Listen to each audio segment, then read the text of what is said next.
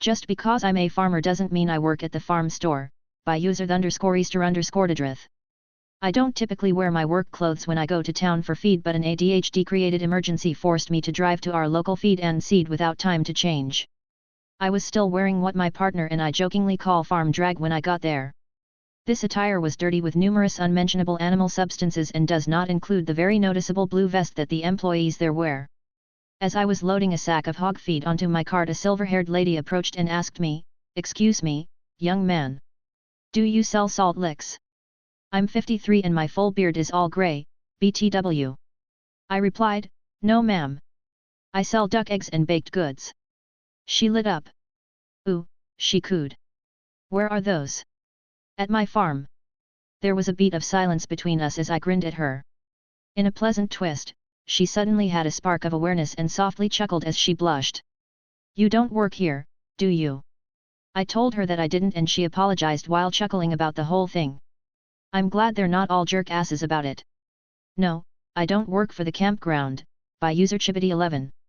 "My father and I operate a small excavation/landscaping business, so it's pretty uncommon for me to be mistaken as anything else, but there is a campground nearby where it happens so often it stopped being funny and started to be annoying.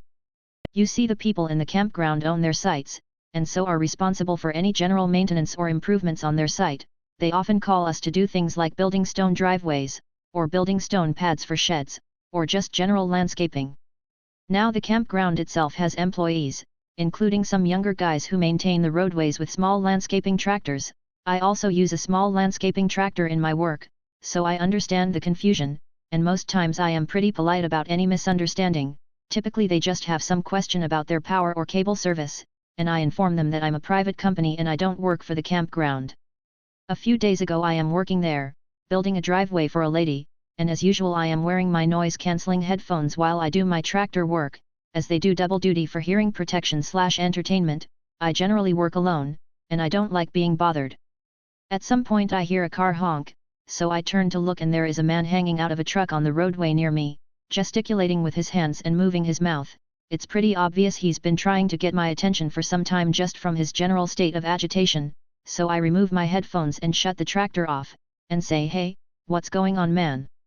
He says something along the lines of, "It's pretty hard to talk to you when you're wearing those headphones," and I give him a friendly smile and say, "That's the idea," jokingly. It's clear from the look on his face that he doesn't find this joke very funny at all. "Well, I have a question to ask you," he huffs. I give him a blank unaffected stare and say okay, and he starts talking about how the water isn't turned on his lot and he needs to cook and take a shower, blah, blah, blah. Why isn't his water on? At this point I'm kind of assuming he thinks I work there, but he has an attitude and I'm in no mood to make this easy for him. "Oh," I say calmly and stare at him. He fumes silently for a few seconds and then asks impatiently, "Well," and I shrug at him and say, "Well, what?" He throws his hands up in exasperation and yells, "How do I get my water turned on?" And I give him a confused look and say, "I got no clue, buddy." "Well, can you find someone who does?" he shouts. "Nope," I say flatly, taking a swig from my water bottle while wearing a bored expression. He looks around almost in a "is anyone else seeing this" kind of look and then says, "I'm gonna go find your boss." I smirk and say good luck with that and put my headphones back on as he fumes and drives away. Not sure if he ever found the campground owner, or got his water turned on, but I didn't see him again, lol. Bonus feel-good story. This was a few years ago in the same campground. As I was working, a sweet little old lady walked over to the campsite I was at and said very politely, "Excuse me, sir," so I stopped and said, "Yes, ma'am. Can I help you?" She gestured to her own campsite a little ways away. It had a small trailer on it, and she pointed to a large tree branch on the roof. "A branch fell on my roof, and I can't get it down. Could you help me? I have a ladder." I smiled at her and said, "Absolutely I can," and proceeded to climb up there and throw it down. When I was done she said, "Oh, thank you so much. I'll be sure to tell Lane. He owns the campground. What a nice guy you are." And I laughed a bit and said, "Well, I don't actually work for Lane," and she looked incredibly embarrassed and started apologizing profusely, but I told her it was fine and I was happy to help. She went inside and got me a soda, insisting I take it, so I did. My good deed for the day, haha. Morale of the story: ask nicely and you'll get help, make assumptions and get mad, and I'll screw with you for the fun of it. But you're wearing a uniform? Doesn't mean I work here, lady. By user SP_9_99. Context: I used to work at a place where my uniform looked like a flight attendant's but not 100% and the colors were white and navy blue. The store name is written on the front in blue and yellow letters. The grocery store near mine has a black uniform, pants and vest with some red details. I was at the grocery store during my break and an old lady, 60-70-ish, came up to me and said she needed help finding an item. I told her that I didn't work there and that I wouldn't be able to help, but that I knew there was always an employee by the cereal aisle and she could ask them. She then says, "If you don't know, what are you even doing here? What do they pay you for?" I pointed at my uniform logo and said again, "Ma'am, I don't work here," and she had a confused look and said, "But you're in uniform." I had to politely tell her that just because I was in uniform didn't mean I worked there and pointed at the logo again, and I left after. A teacher, but a teacher in another school, by user Dave65GTO. I was a high school teacher in a big urban school district, but live in a suburban school district.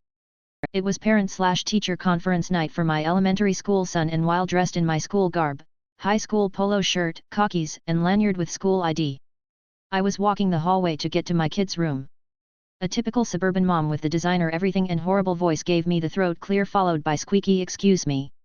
It's always a hard day teaching high school in the hood, and I gave an eye roll and just said, "Yes."